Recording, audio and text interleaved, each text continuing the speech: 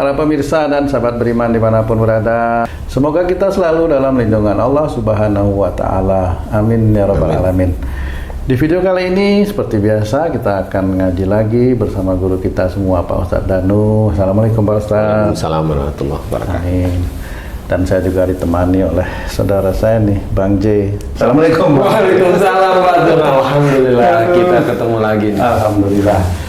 Para sedulur beriman dimanapun berada, Pak Ustadz dan Bang J, tema kita kali ini tentang sakit di tumit. Jadi sakit yang terasa menusuk seperti itu. Tumit tuh di pangkal telapak kaki itu ya? Nah iya, yang paling belakang itu. Saya punya pengalaman tuh. Apa itu? Temen saya namanya Ani tuh.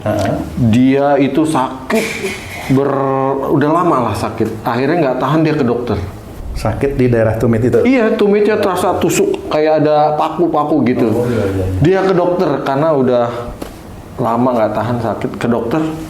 Dokternya malah sakit ini juga. Nah, gimana sih itu?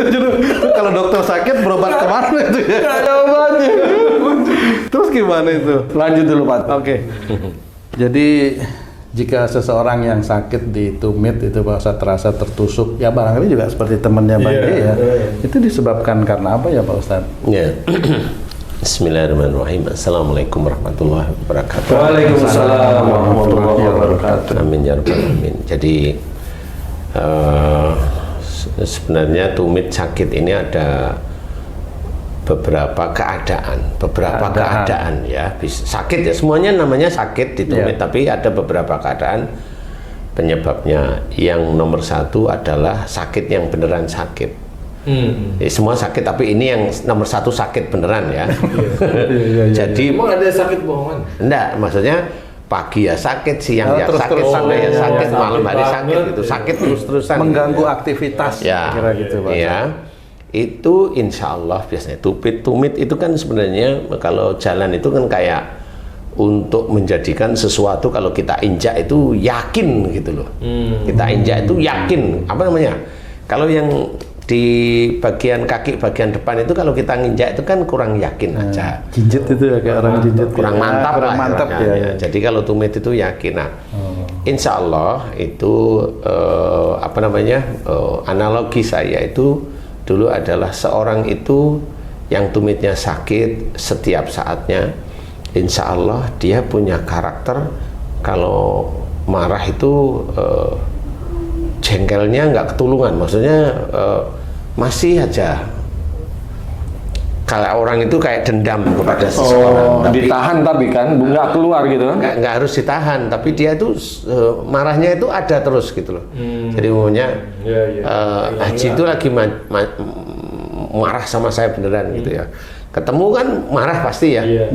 Kemudian nggak ketemu ya nggak, tapi Haji tetap kalau mau diingetin, umumnya Tung itu ngingetin, inget nggak sama Pak Ustadz? Langsung marah lagi gitu loh. Ingat marahnya itu Ingat terhadap itu langsung marahnya keluar. Nah, insya Allah tipikal orang yang seperti itu sering tumitnya sakit. Sering tumitnya sakit kalau orang pintar itu orang sekolah maksudnya, itu biasanya bicara bahwa ini tulangnya nonjol gitu, tulang kakinya tumbuh gitu. Itu jengkel di keluarga apa di kerjaan? Rata-rata biasanya di keluarga dulu. Di keluarga. Ya, dilihat kalau umurnya dia masih muda di bawah 45, dia sakit itu, dia jengkelnya dengan salah satu orang tuanya. Jengkel marah yang kalau inget itu marah lagi gitu. Loh, kok bisa? Bisa aja. Saya kasih contoh umpamanya. Ini entah laki-laki entah perempuan, anak nih. Anak nih ya. Dulunya biasa-biasa, tapi setelah tahu umpamanya ayahnya ini selingkuh. Intinya ayahnya melakukan kesalahan, entah itu selingkuh, entah itu judi, sampai sekarang itu ya judi online ya. Nah, anaknya tahu kemudian marah pada orang tuanya. Walaupun nggak marah secara diomongkan lisan, tetapi dia marah di dalam dada. Pokoknya benci lihat ayahnya seperti itu. Pokoknya kalau lihat ayahnya benci aja. Karena kalau selingkuh itu kan marahnya kan kuat ya. Kalau judi itu kan nggak mau tahu biasanya anak-anak itu. Kalau anak itu udah lihat ayahnya itu selingkuh, ini kan ada benci pada ayahnya. Nah nanti kalau benci itu kuat, nanti di umur-umur 45 ke bawah ya sakit dia tumitnya, selalu sering sakit dia. Dan setiap saat itu sakit, ya pagi ya sakit, siang ya sakit, sore sakit, malam sakit. Kadang buat tidur itu ceku di tumit itu, panas ceku seperti itu. Nah ini kalau sakitnya beneran, sakit beneran itu sakit setiap saat. Jadi seharian itu sakit beneran, atau seminggu itu dia sakit di situ dan setiap saat nggak berhenti. Jadi kalau jalan itu deglok lah istilahnya. Karena dibuat ngelangkah pijak itu sakit. Agak pincang dikit. Iya. Nah, insya Allah itu hanya seperti itu. Jadi umpamanya si anak itu marah dengan orang tuanya, atau umpamanya gantian seorang ibu-ibu yang tumitnya sakit. Mulai kapan sakit? Mulai ini sudah menikah, sudah. Sejak kapan sakit? Dari mulai menikah, sejak 10 tahun setelah menikah. Nah ini berarti dulu ada masalah, bisa dengan suami, atau bisa dengan orang tua, atau bisa dengan mertua, yang menjadikan si ibu-ibu tadi itu jengkel dan marah yang kuat sekali. Kayak ada dendam, ada benci, ada dendam di dalam hati. Kiri, pasti kiri nih. Nah ya, bisa kiri, rata-rata kan kiri ya. Karena kalau kanan jarang, walaupun ada tapi sangat jarang sekali.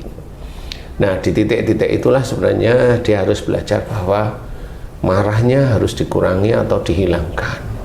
Kemudian kepada siapanya harus diingat-ingat. Itu untuk mengingat-ingat mudah kok sebenarnya. Bagi orang yang sudah terbiasa memohon ampun kepada Allah Ta'ala, insya Allah ketemu. Oh ya, saya marah dengan ibu saya. Oh ya, saya marah dengan ayah saya. Kenapa kamu marah? Kayaknya saya melihat ayah saya selingkuh dan diulang-ulang. Nah, marah jadi. Benci yang kuat saya. Jadi lihat ayahnya itu langsung benci dulu, udah pergi gitu aja. Lihat ayahnya, nah itu bisa kakinya. Dan itu sulit untuk sembuh karena nggak ngerti. Kasih obat anti apa namanya? Anti nyeri. Anti nyeri pun kayaknya agak-agak sulit yang seperti itu. Nah, caranya untuk menghilangkan gimana? Secara Islami sama.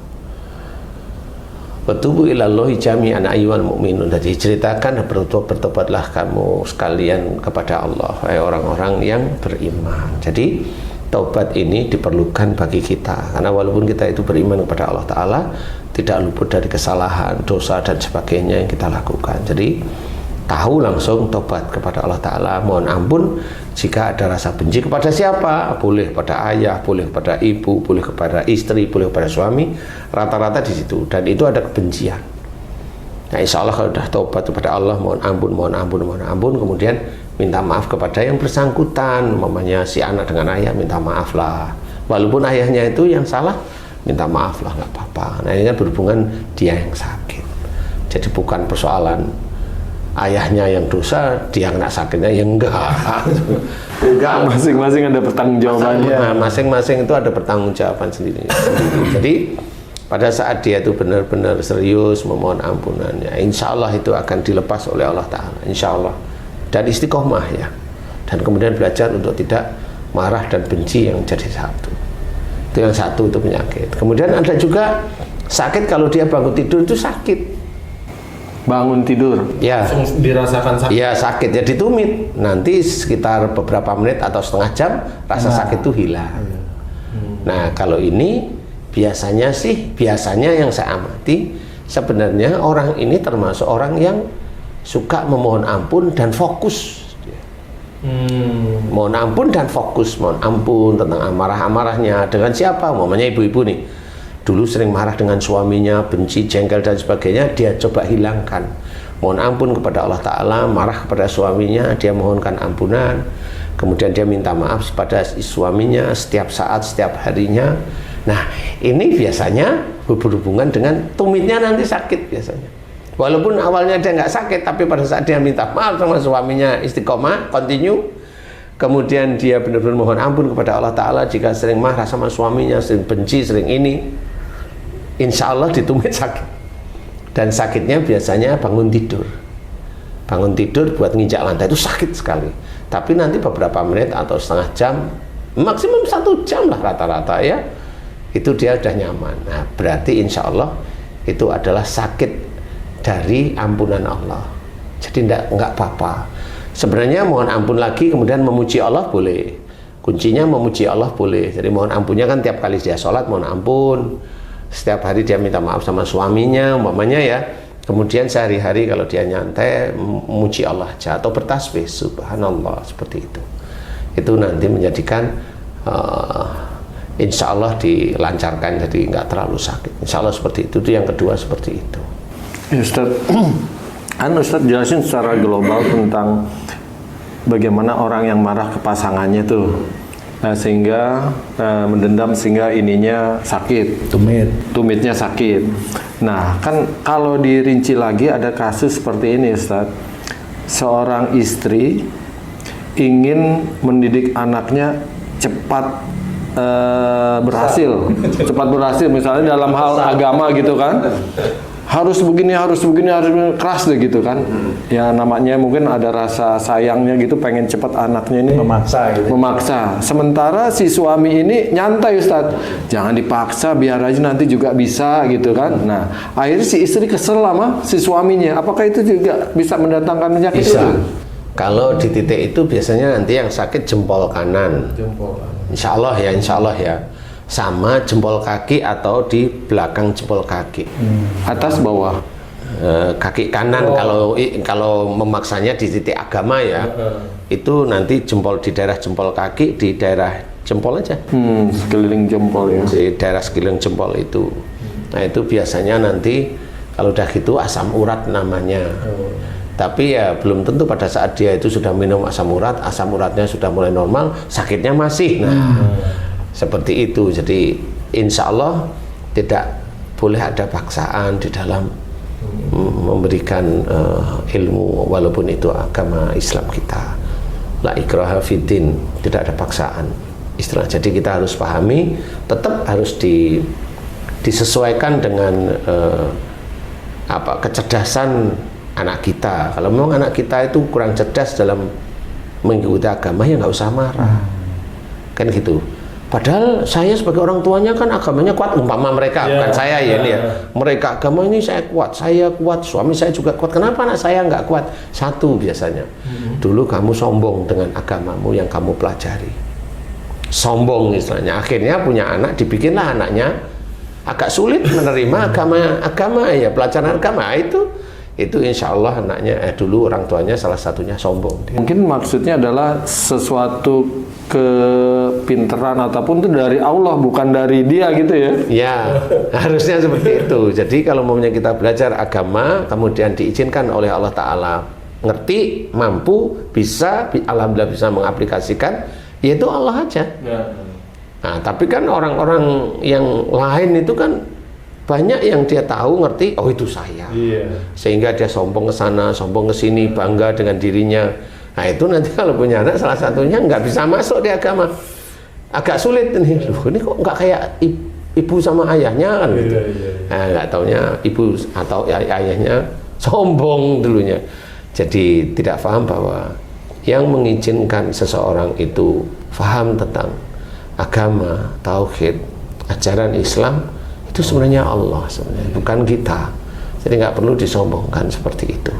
Nah, insya Allah seperti itu.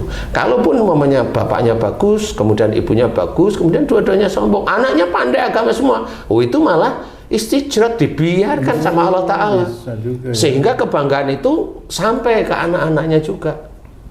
Itu juga nggak paham, orang dikiranya ya juga sama, itu dari dia dan sebagainya. Enggak. Itu dari Allah. Sampai orang lain bilang, oh jelas aja orang tuanya pandai gitu kan kadang-kadang. Iya, pandai itu dari Allah aja. Kan gitu ya. Nggak ada masalah. Ada orang dulu atau orang sekarang juga masih istilahnya orang tuanya itu buta tentang keilmuan. Dia hanya berdagang kecil-kecilan di desa, pinggir kota, tapi anaknya pandai bisa. Kenapa? Oh, iya banyak tuh Ustaz tuh. Banyak. Sering baca, sering dengar tuh seperti itu. Iya, begitu ya. Kisah-kisah seperti itu jadi banyak sekali. Jadi hal-hal seperti itu jangan merasa bahwa wah bapak ibunya pintar, anaknya pintar. Walau alam, itu hanya Allah aja.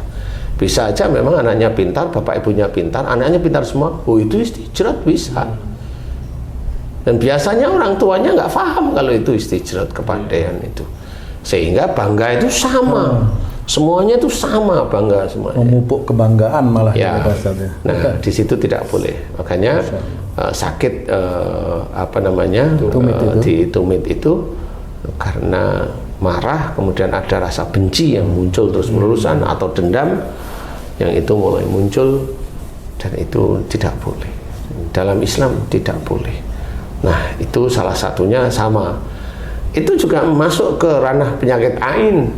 Oh, otomatis tuh Otomatis, karena bapaknya itu selingkuh, ain dia kena, dia tahu. Tapi yang muncul marah sama benci gitu ya. Komorbid dari air.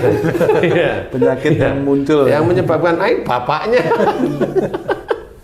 Jadi yang seperti itu, insya Allah jadi belajar yang baik. Kemudian kalau ada kesalahan kekurangan ya dimaafkan. Kemudian kita sendiri belajar untuk tidak emosional, ya jangan marah. Bagimu surga itu benar-benar harus belajar, bukan hanya cuma tekstual hafal aja, enggak, buktiin, praktekkan. Nanti insya Allah itu Allah akan memberikan hidayahnya kepada kita, sehingga kalau faham kemudian dipraktekkan, ya nanti Allah akan memberikan rahmatnya. Di luar hidayah Allah akan memberikan rahmat, sehingga yang sakit insya Allah diberi kesembuhan hanya dengan mohon ampun, Tidak makan ini, enggak berani ngomong, oh itu sakit itu dikasih ini pasti sembuh, enggak boleh. Walaupun ini orang muslim, dia bilang pasti sembuh, enggak boleh. Udah syirik ya. Itu sudah syirik sebenarnya, tidak boleh. Kesembuhan itu milik Allah Ta'ala. Dan juga kalau mamanya bilang dikasih ini insya Allah sembuh, juga tidak boleh, karena dia bilang insya Allah di sini sebenarnya penekanannya adalah pasti. Tapi kalau dia jawab kalau sakit ini dikasih ini mudah-mudahan, itu masih boleh, itu berharap masalahnya. Kan seperti itu. Jadi tidak boleh sebagai seorang muslim itu seperti itu, tidak boleh. Kamu sakit ini, kamu ke Penang pasti sembuh, itu tidak boleh seperti itu. Kamu ke Singapura pasti sembuh, nggak boleh. Nah, insya Allah harusnya belajar seperti itu agar tidak dendam, tidak benci terhadap seseorang. Kalau tidak menginginkan bangun tidur dan setiap hari tumitnya sakit. Mudah-mudahan ini manfaat bagi kita semuanya, insya Allah. Wallahu a'lam. Alhamdulillah, terima kasih banyak Pak Ustadz penjelasannya. Nanti tanya tuh temennya sih.